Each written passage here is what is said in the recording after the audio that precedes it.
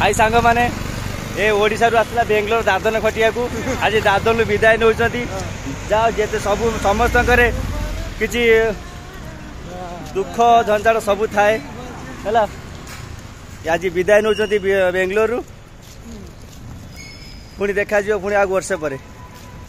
वर्ष पर आउ 2-3 मास पर देखा से जाऊँगी भुवनेश्वर तार स्टडी करी आसिकी पुणी आसो बेंगलोर पुणी दादन खटिया